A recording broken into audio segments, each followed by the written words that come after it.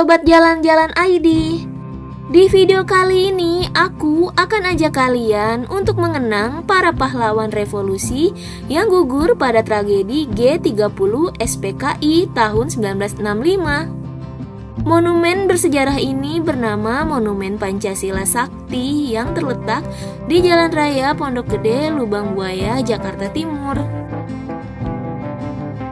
Tujuan dari dibangunnya monumen ini adalah sebagai bentuk memorial peristiwa pemberontakan G30 SPKI pada 30 September 1965 silam. Berkunjung ke museum selain menambah wawasan sejarah, menjadi renungan kita semua untuk mengenang jasa para pahlawan terdahulu. Untuk itu, ikuti terus perjalanan Jalan-Jalan ID kali ini di Monumen Pancasila Sakti.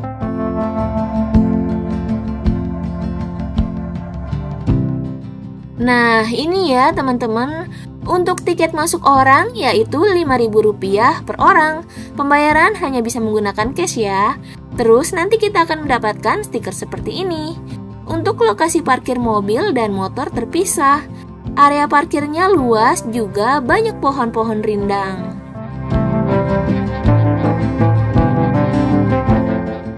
Dari area parkir motor terlihat banyak pedagang makanan untuk sarapan seperti bubur ayam maupun soto.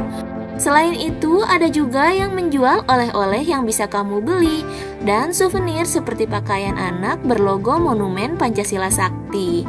Tapi untuk sebagian besar pedagang makanan sudah tutup menjelang siang hari ya. Jadi kalau kalian lupa membawa minum bisa beli di sini dulu ya. Untuk masuk ke area monumen tidak ada pemeriksaan bawaan makanan atau minuman, tapi harus selalu ingat untuk menjaga kebersihan. Untuk menuju ke monumen ada petunjuk seperti ini. Sekarang kita akan menaiki anak-anak tangga terlebih dahulu untuk menuju gerbang masuk. Di depan terdapat fasilitas musola ya. Kita ikuti jalan saja sampai ke gerbang bertuliskan seperti ini. Di sini tidak ada petugas untuk pemeriksaan tiket masuk lagi.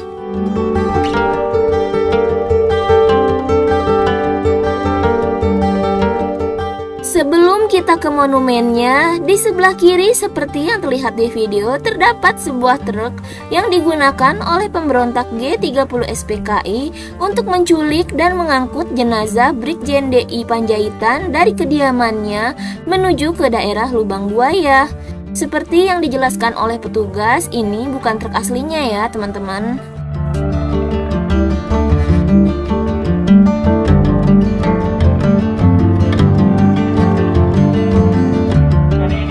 Bukanlah truk yang aslinya, karena truk yang aslinya sampai hari ini, sampai detik ini belum ditemukan. Ini adalah truk pengganti, bentuknya sama, tipenya sama, nomor kendaraannya pun sama. Ini adalah tipe truk Dodge 500 buatan Amerika Serikat tahun 1961.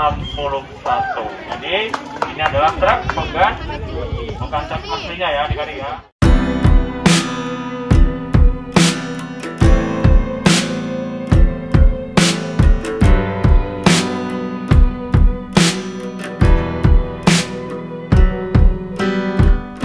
Nah, sekarang kita akan memasuki dapur umum di Monumen Pancasila Sakti. Dapur umum ini terdiri dari beberapa bilik ya teman-teman. Terdapat 3 rumah yang menjadi saksi bisu peristiwa G30S pada tahun 1965. Salah satunya dapur umum ini. Rumah ini dipertahankan keasliannya, mulai dari bentuknya. Juga pengunjung bisa melihat sejumlah barang peninggalan yang masih asli. Di antaranya meja, kursi, lemari, tempat tidur, wajan, dan dandang.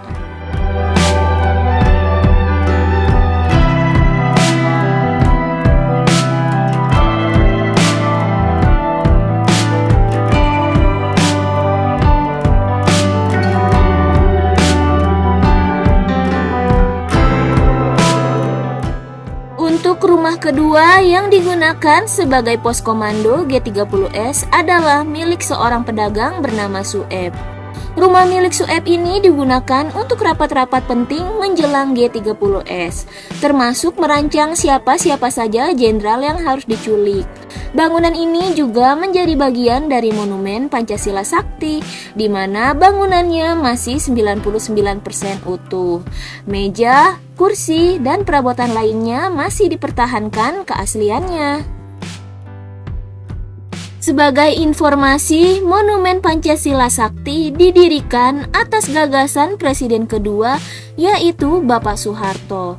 Monumen ini memiliki luas 14,6 hektar.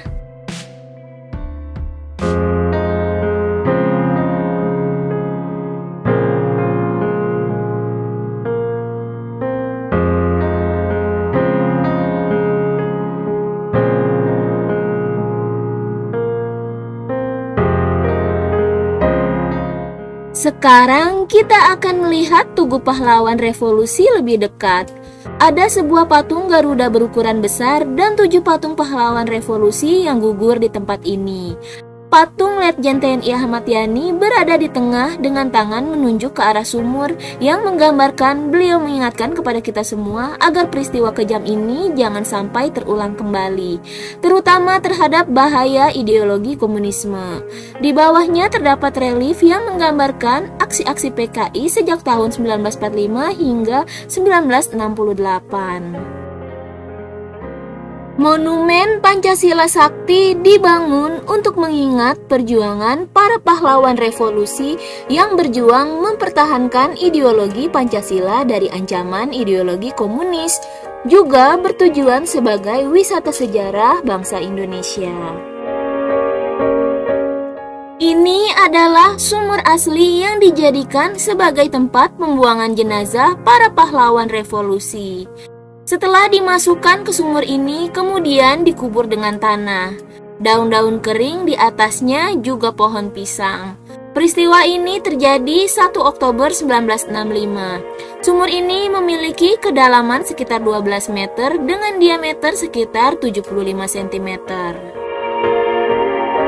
7 pahlawan revolusi yang menjadi korban atas peristiwa kejam ini diantaranya adalah Letjen TNI Ahmad Yani, Maijen TNI R. Suprapto, Maijen TNI MT Haryono, Maijen TNI Siswondo Parman, Brigjen TNI DI Panjaitan, Brigjen TNI Sutoyo Siswomi Harjo, dan Perwira TNI Letu Pierre Tendean.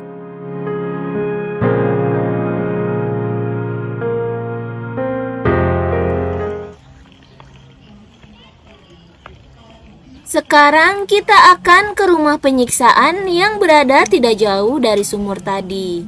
Terdapat audio mengenai sejarah penyekapan dan penyiksaan terhadap beberapa pahlawan revolusi sebelum dibunuh. Bisa kalian dengarkan di video ini ya teman-teman. Yang masih hidup kemudian disiksa di rumah penyiksaan ini diantaranya adalah Maijen R. Suprapto, Maijen S. Parman, Brigjen Sutoyo, dan Letu Pierre Tendean. Sementara 3 lainnya sudah dibunuh di rumahnya.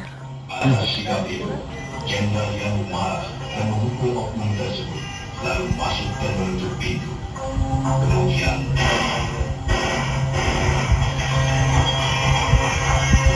jenderal yang berlumuran darah diseret keluar, lalu dilemparkan ke atas truk untuk diangkut ke lubang buaya. Jenderal Ahmad Yani meninggal saat itu juga.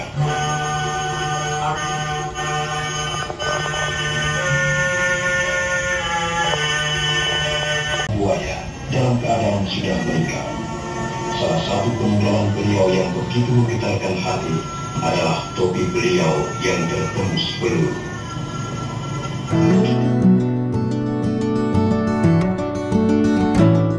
Tadi kita sudah selesai menelusuri dapur umum, pos komando, sumur maut, dan rumah penyiksaan. Nanti kita akan eksplor Museum Pengkhianatan PKI dan Museum Paseban. Tapi sebelumnya aku akan ajak kalian dulu melihat koleksi kendaraan di Monumen Pancasila Sakti ini. Ini adalah mobil kendaraan dinas Jenderal TNI Ahmad Yani. Meski unit yang dipajang di lubang buaya tidak lagi bisa beroperasi, namun mesin dan komponen lainnya masih tetap dipertahankan. Nah, ini adalah papan informasi terkait kendaraan bersejarah yang ada di sini ya.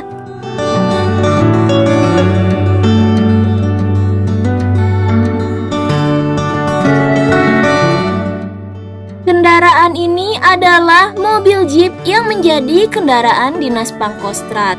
Digunakan untuk mengantarkan Majen TNI Soeharto ketika tengah menyusun strategi menumpas G30 SPKI.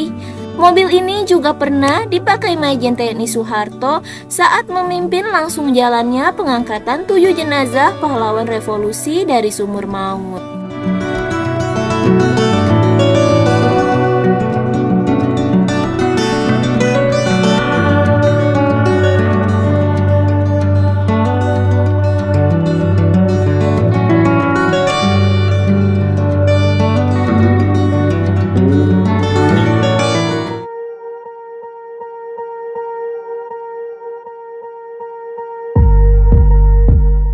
Setelah tadi kita melihat kendaraan bersejarah, sekarang aku akan ajak kalian untuk memasuki Museum Pengkhianatan PKI. Tidak ada tiket masuk lagi ya, jadi dengan Rp5.000 tadi, kita bisa eksplor seluruh area yang ada di Monumen Pancasila Sakti ini. Setelah masuk, kita akan melihat 3 buah foto berukuran besar. Foto pertama adalah foto korban keganasan PKI di Madiun, lalu ada foto penggalian dan pengangkatan jenazah pahlawan revolusi, dan foto ketiga adalah sidang mahkamah militer luar biasa terhadap tokoh-tokoh G30 SPKI.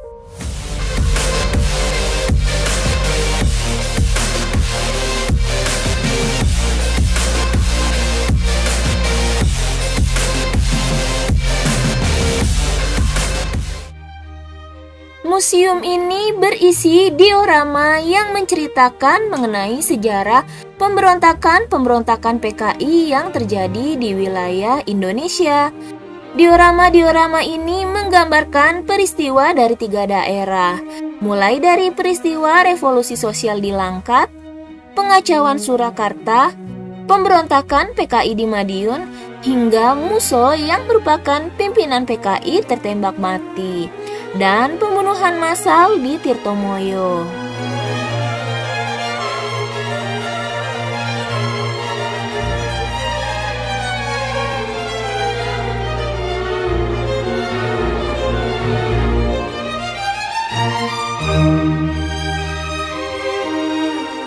Tiap diorama menampilkan patung-patung dan suasana yang menggambarkan peristiwa pemberontakan PKI saat itu.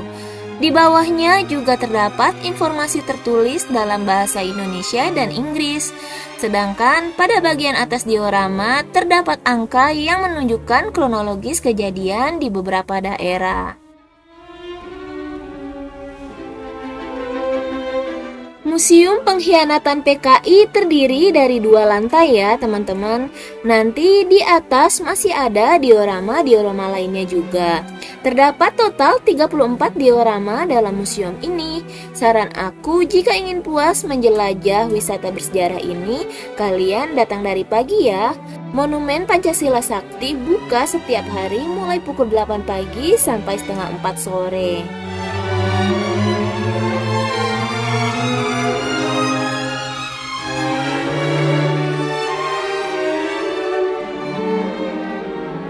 Sekarang ikuti aku, kita akan eksplor museum di lantai 2-nya.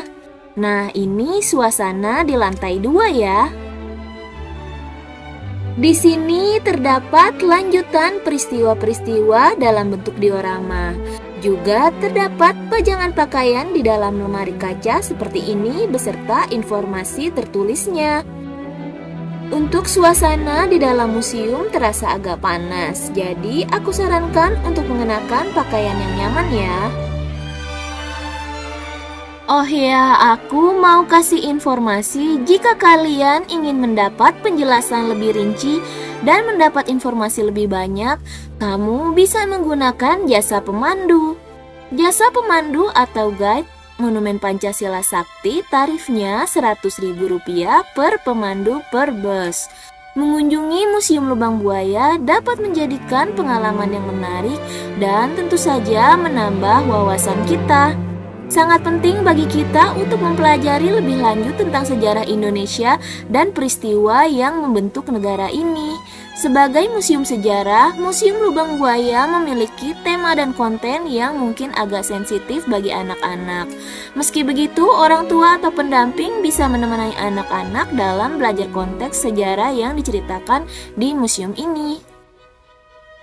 Di dalam kotak kaca ini adalah koleksi senjata asli milik Brigjen TNI DI Panjaitan. Juga ada beberapa koleksi senjata milik pahlawan revolusi lainnya. Seperti yang terlihat di dalam video, ini adalah diorama penangkapan DNA Aidit yang terjadi pada 22 November 1965 yang ada di Museum Pengkhianatan PKI. Peristiwa pemberontakan Gerakan 30 September Partai Komunis Indonesia atau G30 SPKI yang terjadi 59 tahun silam telah menorehkan kisah bersejarah yang terus dikenang hingga sekarang. Di akhir museum ini terdapat tulisan di dinding yang berisi pesan agar peristiwa memilukan ini jangan sampai terulang kembali kepada bangsa ini.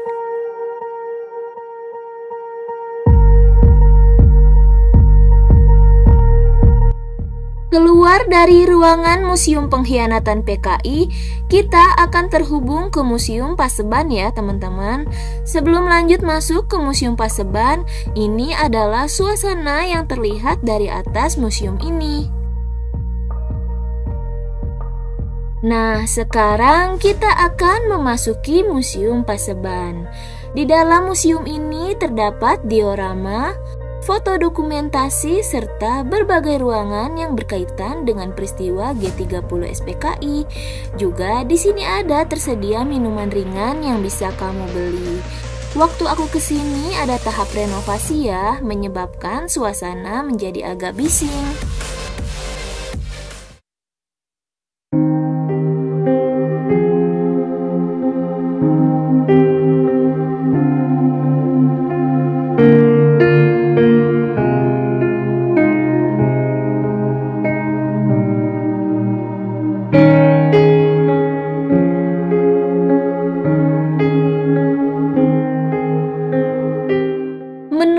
Cagar Budaya Kementerian Pendidikan dan Kebudayaan, sebelum dibangun museum bersejarah seperti sekarang, kawasan Lubang Buaya ini merupakan kebun kosong.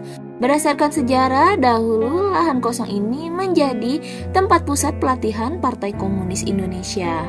Di kemudian hari, tepatnya pada 30 September 1965, kawasan ini dijadikan tempat penyiksaan dan pembuangan terakhir para korban G30 SPKI. Kita ikuti terus papan petunjuk selanjutnya ya. Di sini terdapat gambaran diorama penculikan Jenderal A.H. Nasution. Suasana dalam diorama penculikan Maijen S. Parman dan penculikan pahlawan revolusi lainnya yang terangkum dalam ruangan ini. Terdapat juga foto-foto asli, foto keluarga para pahlawan revolusi saat masih bertugas semasa hidup beliau.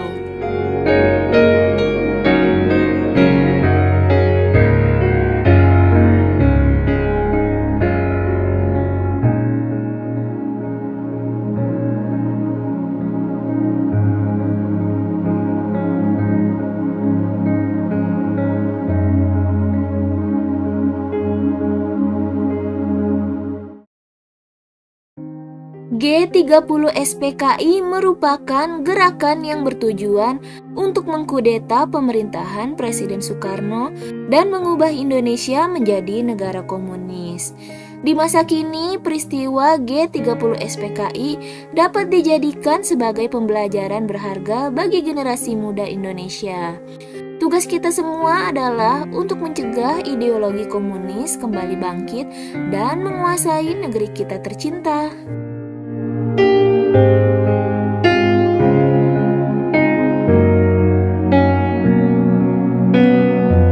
Selanjutnya, Jalan-Jalan ID akan mengajak kalian menuju ruangan pakaian bekas darah yang menjadi saksi bisu atas kejamnya PKI terhadap pahlawan yang gugur di desa Lubang Buaya ini.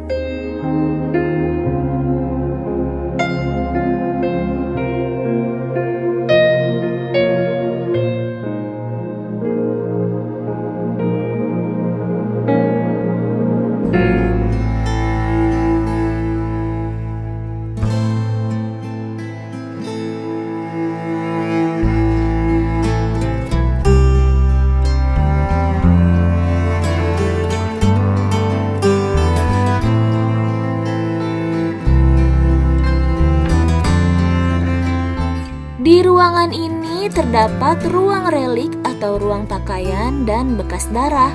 Seperti namanya, ruangan ini menyimpan barang-barang pribadi pahlawan revolusi, termasuk pakaian terakhir yang mereka kenakan saat dimasukkan ke sumur maut.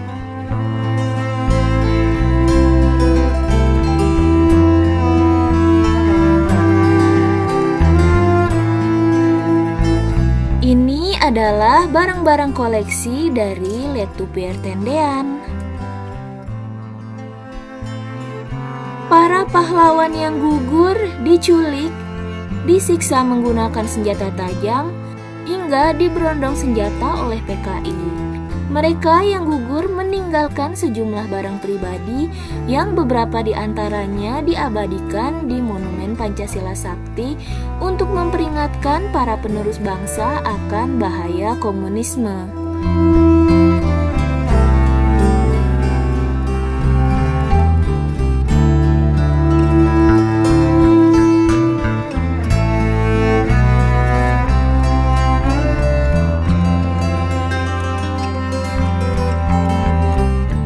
Selain pakaian-pakaian dengan bercak darah, dipajang juga dalam kotak kaca pakaian-pakaian dinas yang biasa digunakan oleh pahlawan revolusi selama bertugas semasa hidupnya. Seperti yang terlihat di video, pakaian ini semua masih asli. Bercak darah sebagai bukti penyiksaan PKI juga masih ada.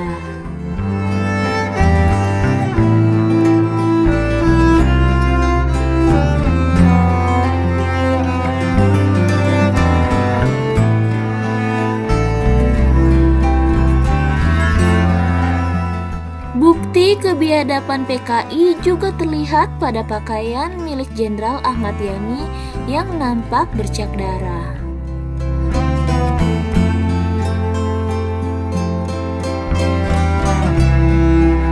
Ini adalah pakaian Maijen S. Parman yang dihujani bekas peluru PKI.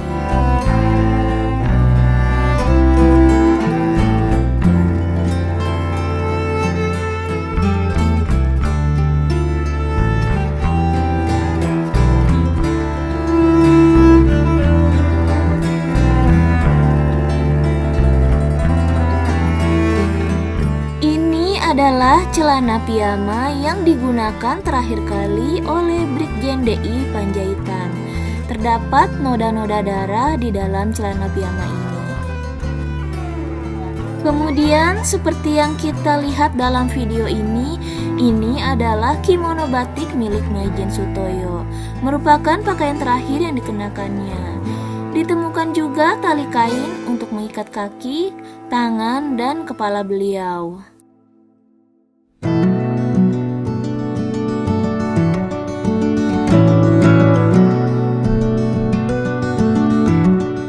Setelah keluar dari ruangan bekas pakaian darah, di sebelah kanan masih ada lagi ruang pameran foto dan dokumenter yang bisa kita masuki. Di ruangan ini menyimpan foto-foto dokumenter pengangkatan dan penguburan jasad 7 pahlawan revolusi yang gugur pada aksi G30S pada 1965. Sejumlah foto hitam putih tersusun pada susunan partisi kayu berlatar merah. Masing-masing foto memiliki deskripsi momen pengangkatan dan penguburan 7 perwira yang gugur di sumur maut. Di sini ada juga ruang dokumentasi dan perpustakaan, tapi kita tidak bisa masuk ya. Keluar dari museum, kita bisa melihat mobil panser yang cukup bersejarah. Mobil ini digunakan untuk membawa jenazah Letjen TNI MT Haryono dari markas besar Angkatan Darat menuju Taman Makam Pahlawan Kalibata. Akhirnya selesai sudah jalan-jalan ID mengajak kalian mengunjungi Monumen Pancasila Sakti. Semoga informasi yang aku sampaikan bermanfaat untuk kalian semua dan semoga peristiwa kejam ini tidak terulang kembali. Terima kasih sudah menonton video ini. Sampai jumpa di video berikutnya.